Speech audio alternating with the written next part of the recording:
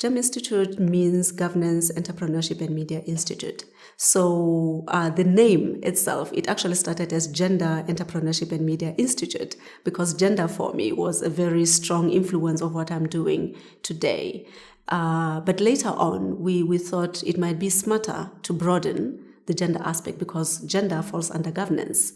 So the entrepreneurship side was to say, what do we need to do to open spaces? It's not just entrepreneurship in terms of making money. It's entrepreneurship of ideas, innovation. People coming together to share this kind of ideas that would normally be shared and making good out of them. And young people are the ones that occupy the spaces. So it was really to try to create a space for young people, and especially for women as well, to be able to have the spaces where they can talk, where they can share ideas. So under that, we have smaller programs. One is SWEEP, which is Safe Spaces for Women. And then we have STEAM, which is Science, Technology, Entrepreneurship and Arts and Media for the younger ones.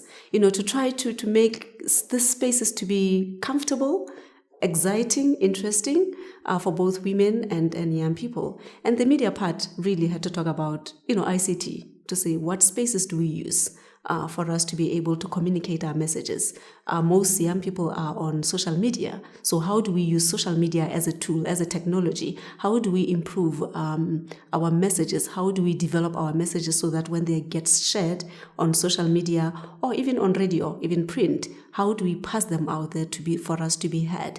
So media sort of folds in everything to say, let us use the existing technologies to be able to be heard. So that is how the name came by, to try to fold in everything that we wanted to do.